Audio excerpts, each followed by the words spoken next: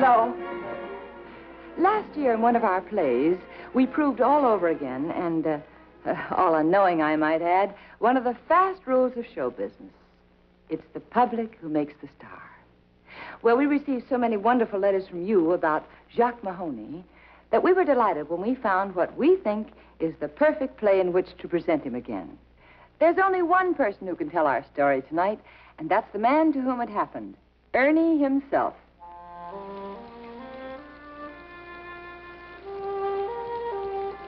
This is my place, Ernie's Beanery, 10 miles from the nearest town on the Albany Post Road. This is me. It was raining so hard that I couldn't see what was going on outside. But I heard a car door slam. And a minute later, the car scrunched out of the parkway and moved on up the highway. So I went back to counting the day's take.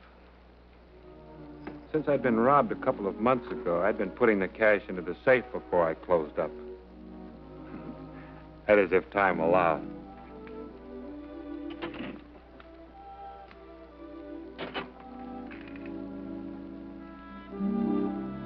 It was exactly 10 by the clock when I went to lock the front door.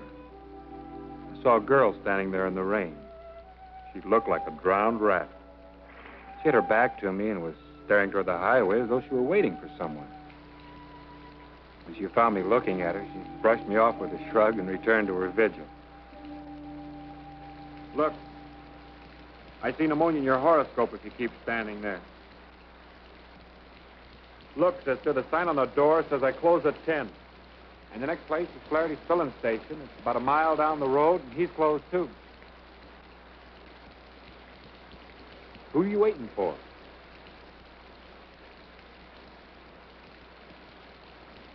Pardon, I don't believe that we've met.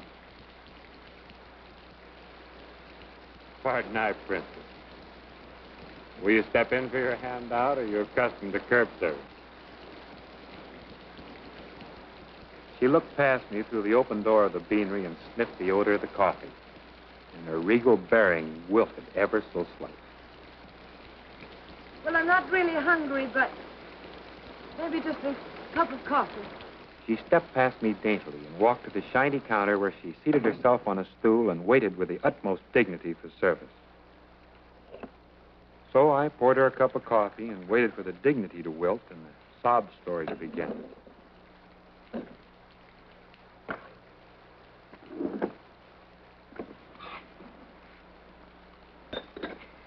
That'll be 10 cents.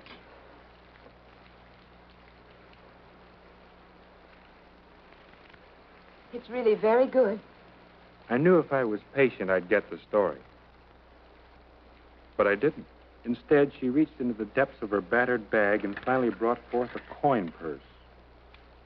She opened it and found nothing except a hole through which one finger protruded with a sad wiggle.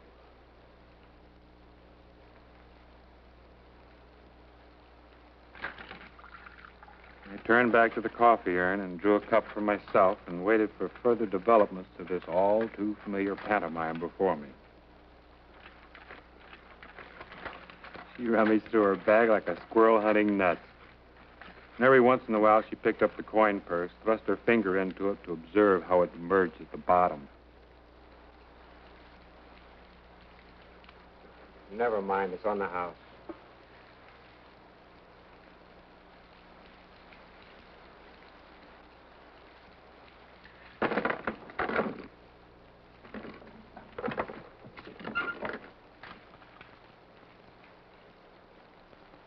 She found a dime. And with a dainty thumb and forefinger, she offered it to me. Thank you kindly for your patience. Is that your last dime? How many more do you want? Well, now, look, Sassy, I don't care if you starve to death or get pneumonia. I never took anybody's last dime, and I'm not about to start with yours. Now, what's your racket? Where'd you come from? Where are you going?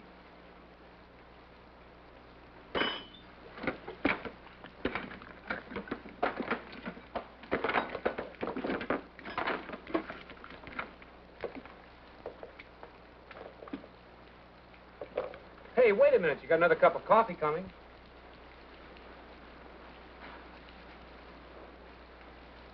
You know, I get 2 cups of coffee for my dime. Mm-hmm. And a bowl of chili. Where's your broom? Never mind that. It's on the house. Look, who do you think you are giving handouts? I pay my way. Sit down and eat your chili like a good girl. I'll get the broom later. It's been very nice meeting you. Okay, you win. Give me your coat. It's all right. I'm just going to hang it over the heater. Maybe it'll dry out a little. She thought about that for a moment and then decided the move was harmless. You'd be so kind.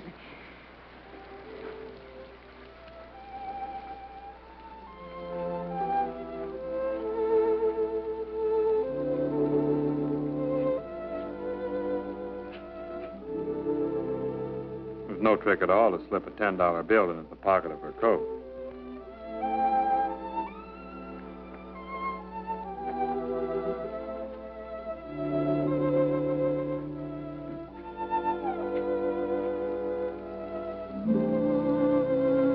After the princess had thoroughly swept the floor, she accepted a bowl of chili, and she liked that, too. But no amount of tricky questioning could bring the information about her past or future. She finally stopped me by saying, People should look out for themselves.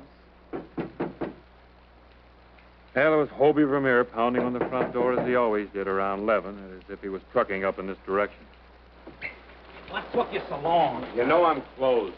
Am I supposed to starve to death? I was looking for the dame that was sitting there. I saw her go out the back way while you were letting me in.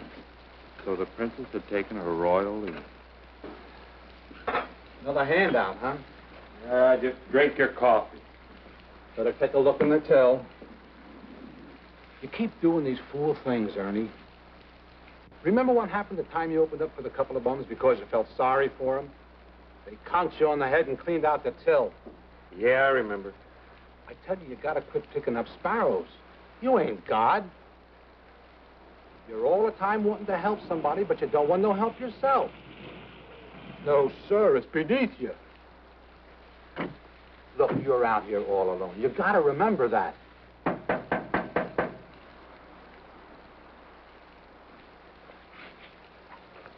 Come on in. Hi, Ernie. Get you some hot coffee. Oh, we can't stop for coffee, not now. Everything okay with you, Ernie? Flaherty's was held up tonight. You all right? For one awful moment, I felt sick to my stomach. I had a couple of days taking the till. Then I remembered I'd put it in the safe. Now I'm okay. Good. And what happened? Well, Flaherty didn't see either one of them good. All he knows is he was robbed by 2 men.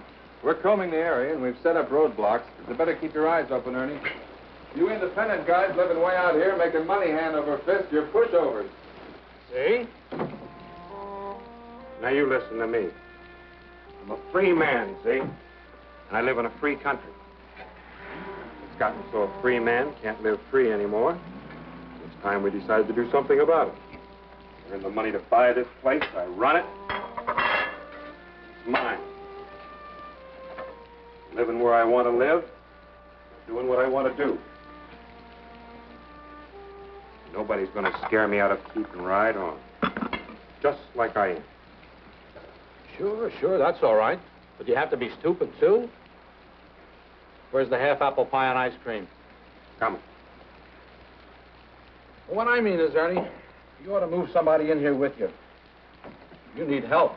You're getting busier all the time. What you ought to do, you ought to get married.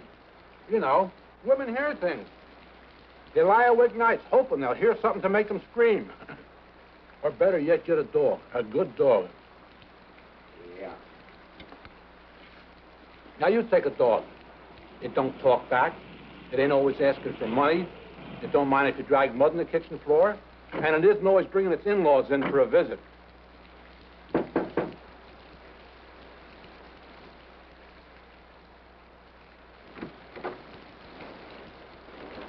This little lady was hiking up the highway a little ways from here. She says she was having coffee in here with you around 10:30. Is that right? All we want to know is, did you ever see this dame before? She stood there, sopping wet again, ignoring all of it. A very weary little princess. She won't say where she came from. She won't say where she's going. And she's broke. That's what she said. She spent the last dime she had in her purse right here. I can swear to that. She was heading into town, but she didn't know where she was going. She won't say how she got to your place. Car pulled up, let her out. Oh, a car pulled up and let her out, huh? And went straight down the highway to Flaherty's. While she stayed right here having coffee with you. Keeping you busy, maybe? Look, she's just a dame that's down on her luck. What do you care how she got here? What do you care where she's going? She's got a right to walk on the highway, hasn't she? She's got a right to be broke. Remember, Ernie, it's a police officer's duty to protect the unfortunate. She's got to spend the night somewhere. The county jail's as good a place as any. She'll sleep in a comfortable bed tonight and have a good breakfast in the morning. Maybe we can help her find a job if that's what she wants. Thank you. But I've always been able to find work before without a police escort. I've made my own way very nicely ever since my father died. And that was over a year ago. You had a father. Didn't you? Among several known routes for getting into jail, she was following one of the most direct. Look, Nick, I know an old couple. Just live up the road. They'd be more than happy to put this girl up to Now, the night. just a minute. I don't care to meet any more people, thank you. I've had enough trouble with those I've met already since I came into this beanery. People should mind their own business and let me mind mine. That does it. Come on, sister. So the princess went to jail. Oh, well, I'm glad she's out of the way, because I got to get going, Scott, so I can't trust you out of my sight. Lock me up on the way out, will you? You was born to be skinned.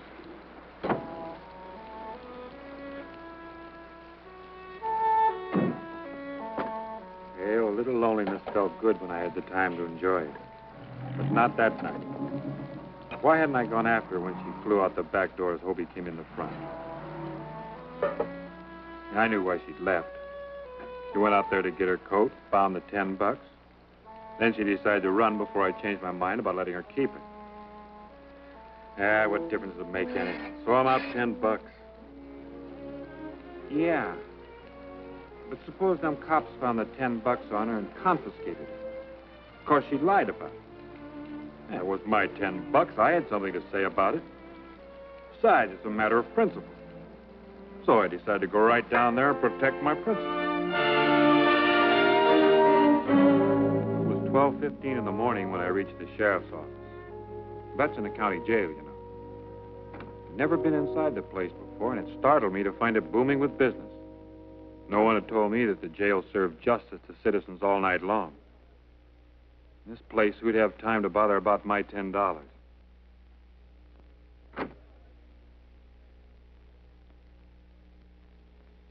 I'd phoned my friend, Gus Crane, to check on the girl for me. She'd not been arrested. She was being detained. She wouldn't go to bed. She was sitting in the matron's office. And it don't look too good for her. You see, she claims she got a ride with a couple of guys who ate sometimes in a restaurant where she works, just north of here. Said she didn't know what their last names were. You see, when she paid off what it cost her to bury her dad, she decided to come down here and look for a job. Freddie said he'd bring her. He was going to come down here anyway to visit his poor old mother. Well, she claims that Freddie made a pass at her. And she told him to let her out. She made him let her out of the car in front of your place. Only, it just happened that she forgot her suitcase. Left it in the back of Freddie's car. And all her money just happened to be in the suitcase. Well, I admitted that her story was far-fetched. But I was going to give her a chance to lie to me, herself, in person, before I gave up that $10. Can I talk to her? Yeah, in the matron's room. Right through that door. Thanks.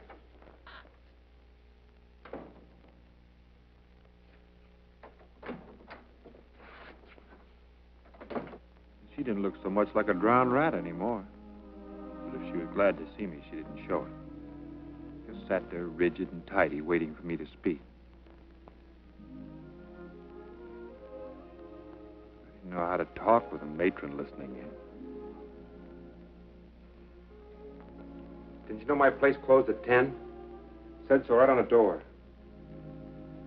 I know now. Why didn't you come in when you got there? You knew I was still open.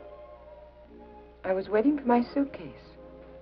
Look, I just want to help. I suddenly realized that it was this girl and Not my $10 that had brought me here. With no warning at all, she'd become a hurt inside of me. An anxious weight on my mind. She was watching me. Her eyes grew a little bigger, as though for a moment my trouble had touched her too. But the moment passed.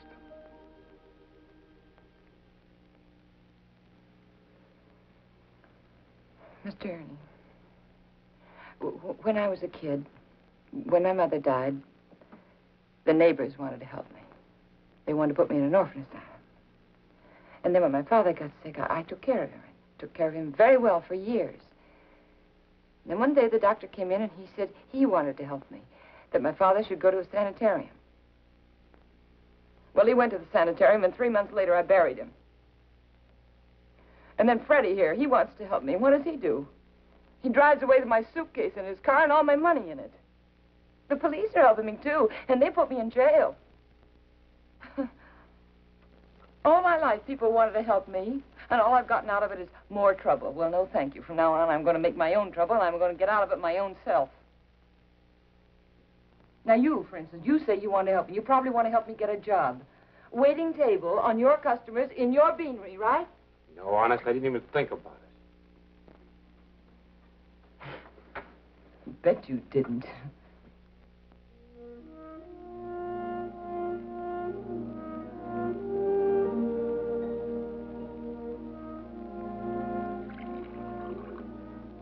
Suddenly, I was just plain tired. Or maybe it was bumping into the knowledge that being alone, independent, on your own, could stop being fun all of a sudden. I didn't know. I only knew that Hobie was right. I had to stop opening the beanery after it was closed for the night, no matter who drowned on my doorstep. It didn't bring one kind of trouble, it brought another, and this kind tore me to pieces inside. I looked down at the tattered princess, and I thought, someday, somebody's going to teach you what you've taught me tonight. Someday you're going to ache just like I'm aching now, and I can't do a thing about it because you won't let me. But all I said was, So long, Princess. If you need me, you know where to find me. Thank you. And it's been very nice meeting you.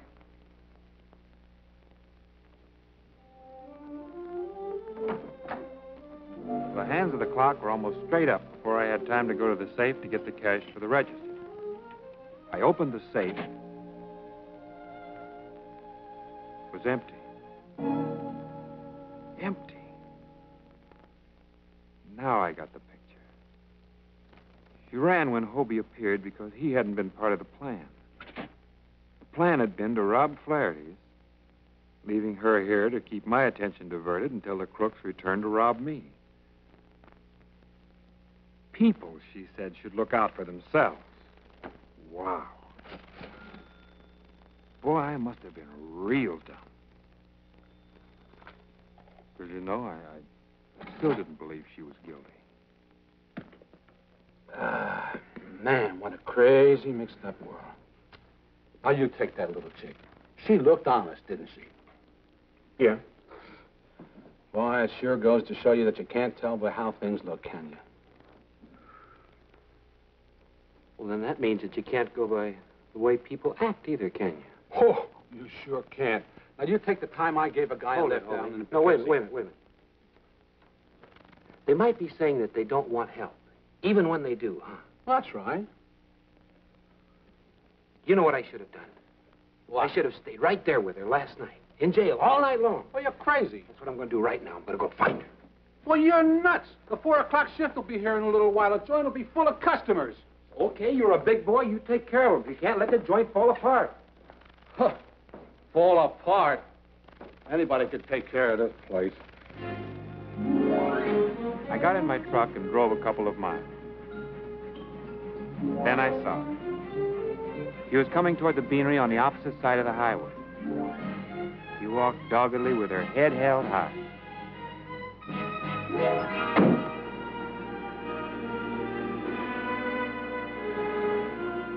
Hey, Princess, don't you know you can get killed walking on the wrong side of the highway? Thank you very much, but I didn't need it. You found Freddie? Well, no. How could I find Freddie? He's going to have to find me. You mean you walked all the way out here from the jail? Sure. Well, I had to. Didn't have any money. You had a $10 bill. Well, that wasn't my money. You know, I think somebody ought to warn you not to throw your money around that way. Some people aren't honest. Princess, let's go to my beanery and have a cup of coffee. We can sit down and relax. What? Well, look, you can pay for it. You can put the dishes in the dishwasher or something. Come on.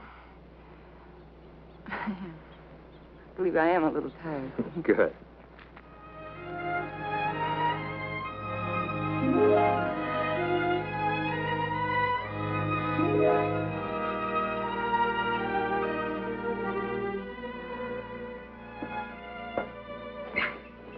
Thank you. Princess. Hey, Slowpoke, 2 cups of coffee. Well, what do you know? Hey, Freddie was here. Brought your suitcase. Said he couldn't get back tomorrow, but he'll look you up. Seems sore about something. Yes, thank you very much. Look, you don't need money in here. No, I'm not looking for money. I'm looking for my uniform. What? Where can I change? Well, don't just stand there staring. Your customers need waiting on. Now, where can I change? In there. Oh, thank you.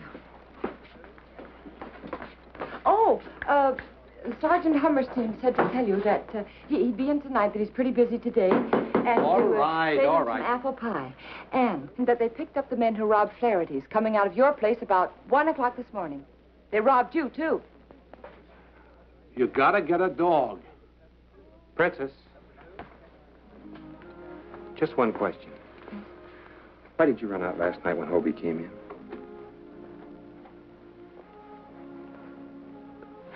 No, come on, tell me. Why? Well, I wanted to stay. It was warm in here and dry. And you were nice to me. And I was tired, and then I was a little scared, too. And then I remembered that you can't let yourself be scared.